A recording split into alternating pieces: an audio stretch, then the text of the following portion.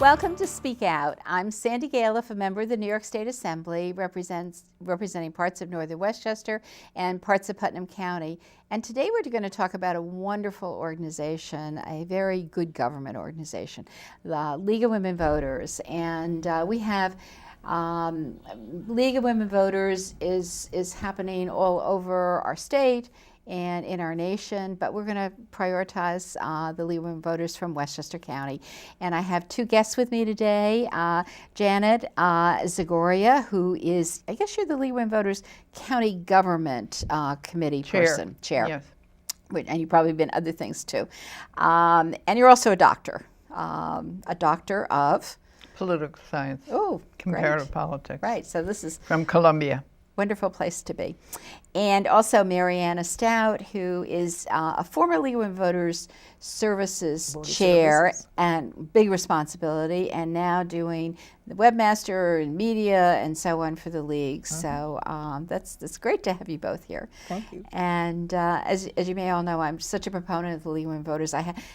My career kind of started with the League of Women Voters. You were a member, right? Yes, I was a president of the Briarcliff-Austining League, a co-president, and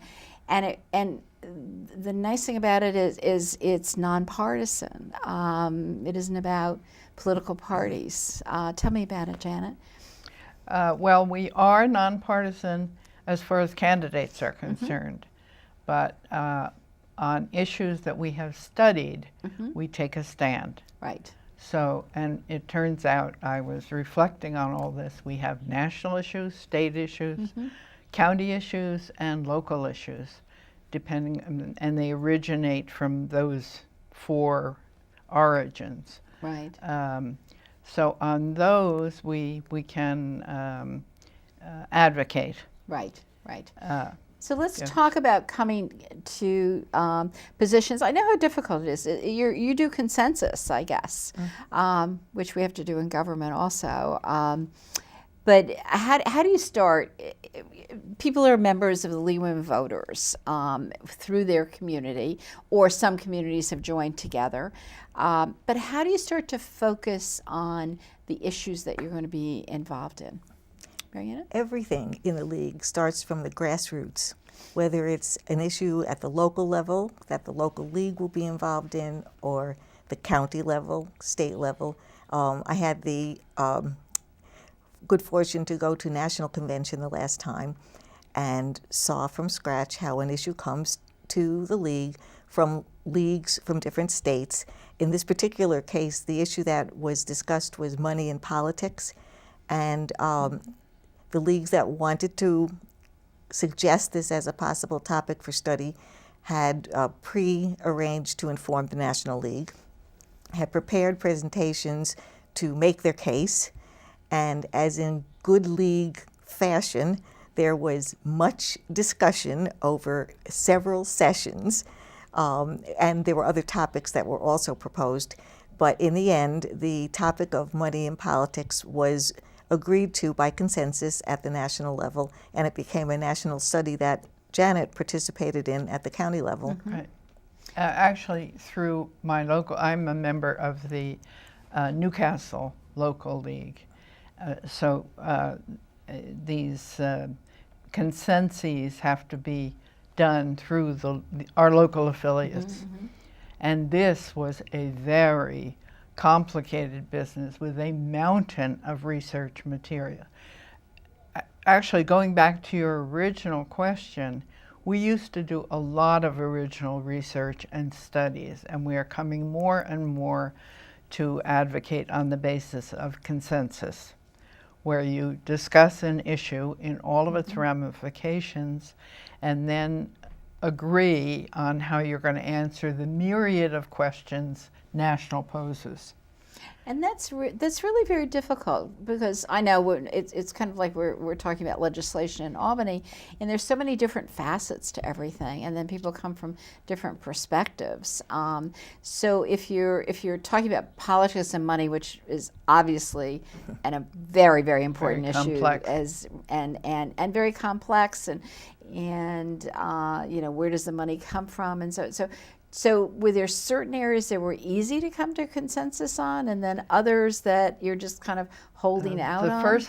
The first section was the easiest, and I found reading it beforehand, I just breezed through.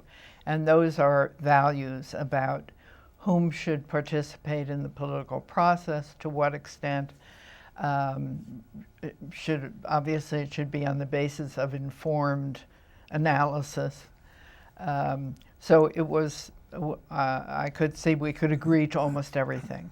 The middle section was all about, what about trade unions, what about LLCs, what 501Cs, and the variations on the 501s. And that got a little difficult. Fortunately, the group that was involved in doing this consensus tended to agree after discussion, and we were very well led on the answers. And then the last section also was relatively easy. But National does original research, and they produce a mountain of material. It's like doing a dissertation. Right. And one of the things the League always does is pros and cons. So you have to force yourself, depending on where you might be standing on a particular issue, to concentrate and find information so that you can put together really good list of pros and cons for every aspect of the topic that we're studying. So it really does result in a very wide range of information so that you can understand and then make your own mind up. And apropos of that, if I may say, one of our committee members went on Google and picked up something from the Needham, Massachusetts League of Women Voters on the pros and cons. Somebody there went to a great deal of work, and it was so helpful to us. So that is one of the advantages of being part of a national organization. So here you have a topic determined by the national level that you're going to work on, and all the leagues throughout the country, the ones that want to participate in it. And then, so with that information, and your consensus, does that go up back to the federal government, or are you then working on it on a state, the National League, not the government? No, Right. You're right, the National League, because you're not a government. You're not, Right. you don't have anything to do with the government. Thank you. I'm sorry. And it goes back to the National League. Right. And then where does the state league fit into that, would you say? Those are different issues. Oh, okay. Through the state convention of the league, they decide on what issues they want studied. So we have had, and you're familiar with all of these, I'm sure, a whole series of electoral reforms that are being advocated now. And I'm sure you know the league people in Albany. Oh, they're around. They're very good so- at attending. I'm on the election law committee, so they're actually at a lot of those meetings, as well as health meetings, and as well as in and out of my office talking Well, about good for different them. things. Right. And you. No. Well, that's early voting, automatic registration through the DMV. Currently, there is an opt-in system, well, you know better than I probably, whereby you can choose to have register to vote when you go for a driver's license. That we want that changed to an opt-out system where you'll be automatically registered unless you say you don't want to be. Right. I hope that gets accomplished this year. There is a lot of discussion about it, and hopefully we're able to do that. And there's some discussion around maybe having other places besides when you're getting your automobile Yes. license, trying to expand it a little bit further. And this is the time of year, and you probably get those phone calls with somebody, right before a November 4th election or whatever. They call up and say, but I'm not registered. And then because they have gotten very engaged in the election process, Right. but they are not registered. So this would That's one thing facilitate the this. voter service part of the league works very hard on. This past year, we conducted more than a dozen, we conduct a voter registration events all over, at high schools, at colleges, at local areas, at the train station, any place. Oh, did you? You went down to the where train we station? could, where we can find people who possibly haven't registered to vote yet. and we assist them by providing the information. So that's one of the big things we do. The other thing we really do, though, is to continue to remind people to make sure they're registered to vote, telling them the last date on which they can register, et cetera, so that they have a chance to be part of our process in this country. Right, it's really hard. But going back to that, you'd mentioned having same-day registration. That's one of the positions of the league. So that would probably help, Right. but you want to really get people registered as early as possible, I would think. Registered, and then early voting. We'd like to see early voting, which I'm sure is coming before you. And along with that, the electronic poll books, which are going to, now they work out of ledgers, which are... Yes, you go to your polling booth and they have this big thing. Right, it's like in the old legal offices. And I understand with the electronic phone books, when they get all the data in, that they'll know where an individual is supposed to be voting. They'll have all sorts of information, where they live and all. And if they've voted already that day or for that election. Right. I think that will take time. And Is the Westchester County Board of Elections working on that right now? Do you know? actually, one of the Republican commissioner has said it's not going to happen tomorrow because early voting is not going to happen tomorrow because getting the electronic phone books in place will take time. He is technically very savvy, so he is probably correct on this. On the other hand, as you may know, the Republicans are resistant to the idea. For I have not heard the reason why. You know, we're dealing with change. And I found out early serving on the election law committee with my colleagues is that everybody's won elections the way the rules are right now because they're the ones in office. So it's so hard to make any kind of change. It was like, even though it seems really good to get people to get information from the Board of Elections on their email, if they have an email. I mean, there's so many technology kinds of things that are used. And Mariana, that's what you're doing with the league, right? Right. Getting everything in voter service, for example, we have joined the modern world. The League of Women Voters now has an online nationwide voters guide. We in the past, and we still do actually, send voter guides through the mail if the local leagues can afford to do that, and we also distribute them through the library association, so all libraries get a large stack, and a lot of public areas throughout the county.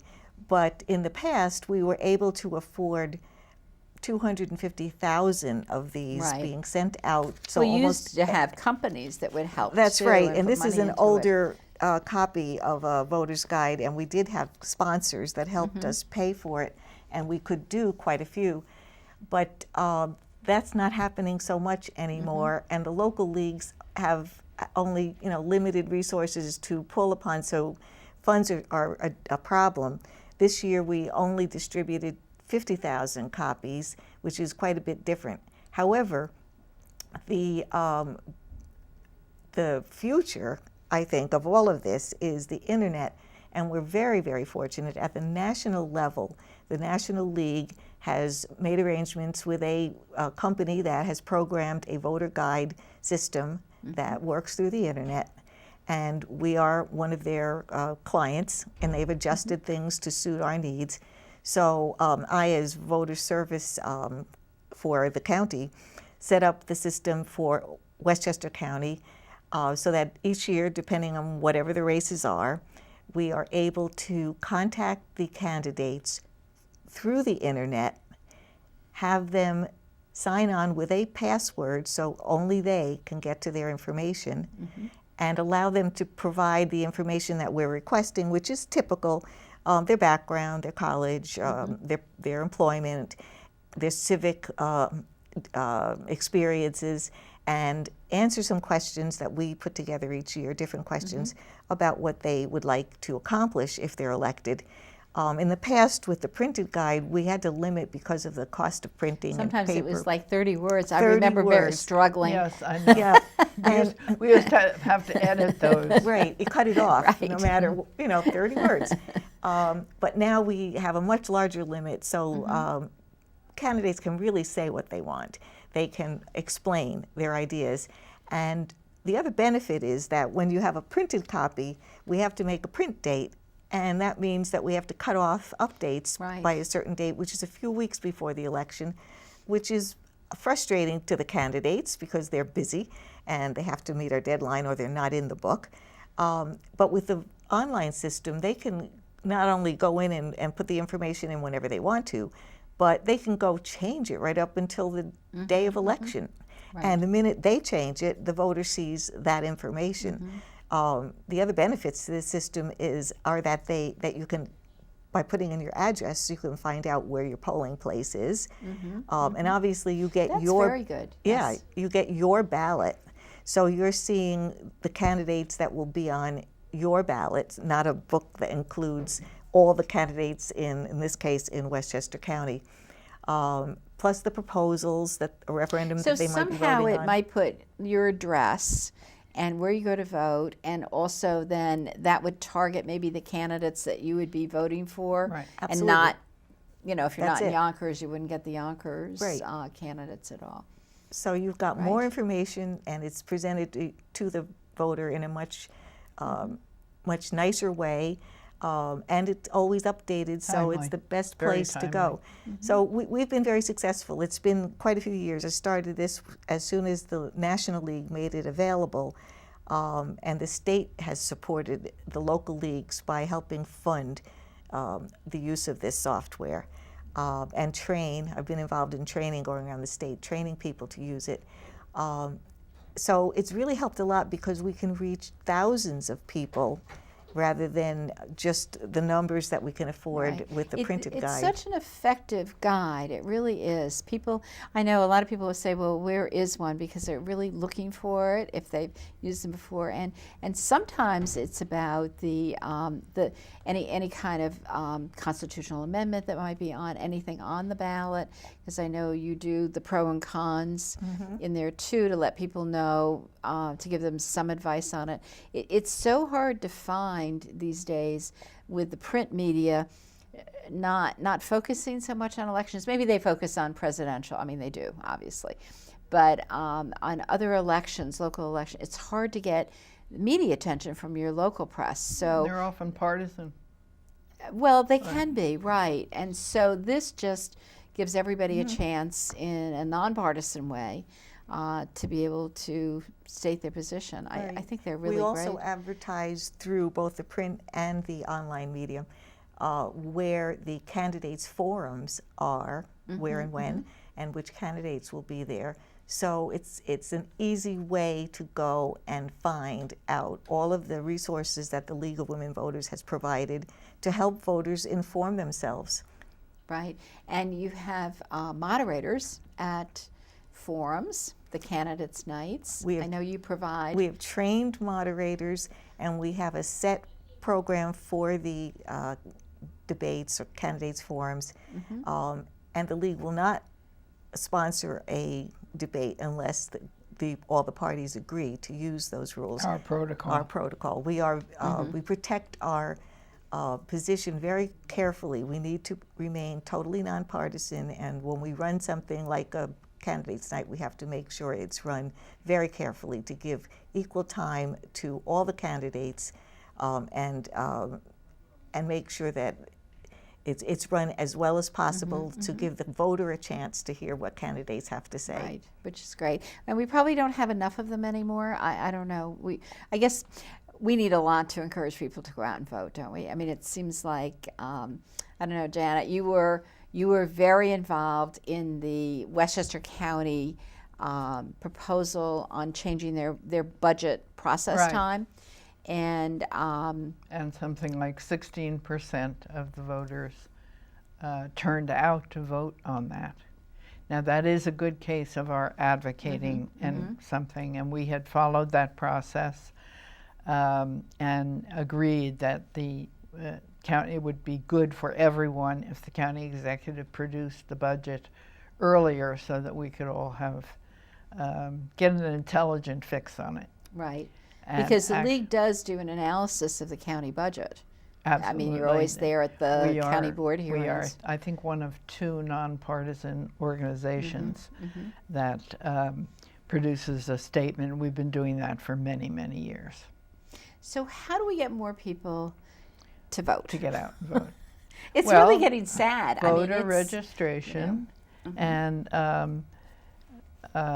well, we're out there as much as we can be, and we have an office administrator who does answer questions, and questions come in at the election time.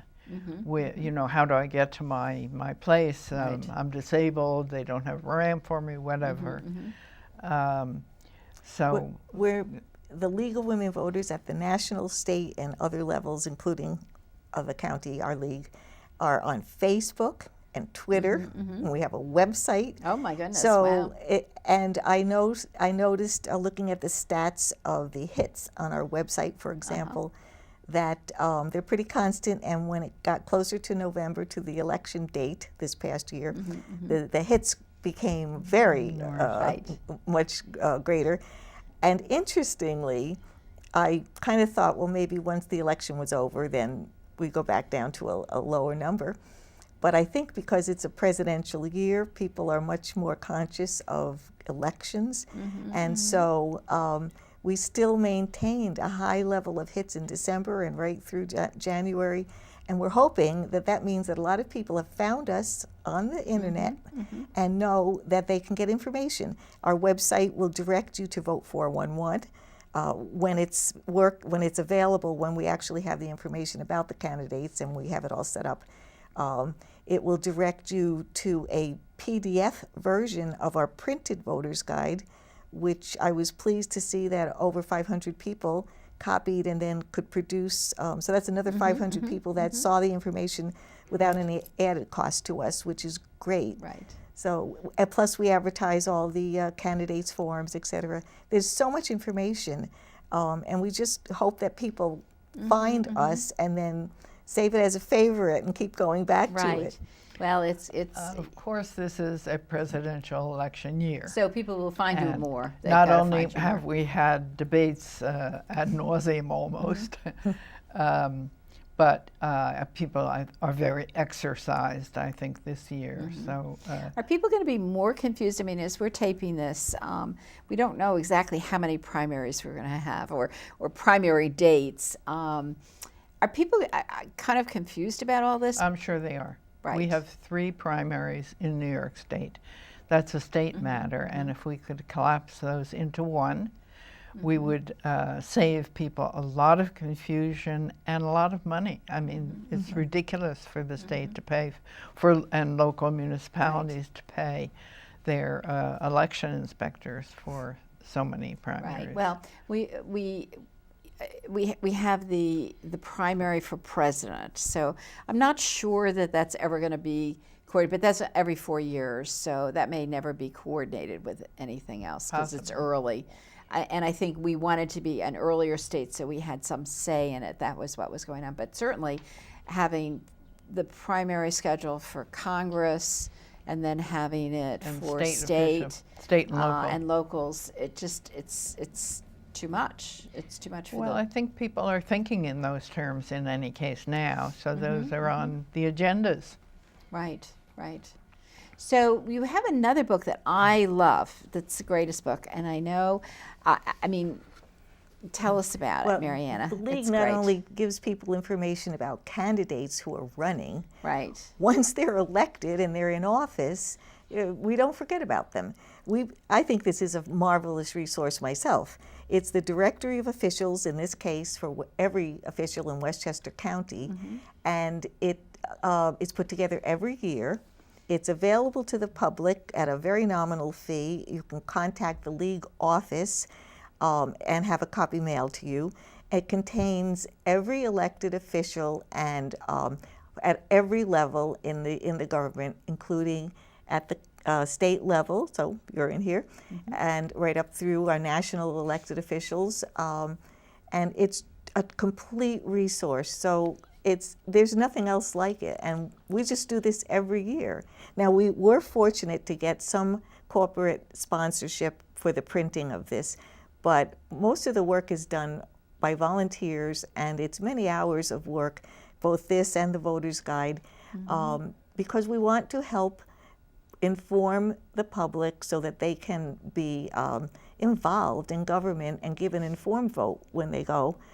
So here's another great resource, our directory of officials. Right, and it covers, I actually called Linda Puglisi, town supervisor, the other day, and I just bring it out, look it up. It's easy. Yeah. But I also reference, other elected officials, but also county staff people, Yes. Commissioners and so on, and you have their number to get in touch with them. I mean, it's just very good to have it around.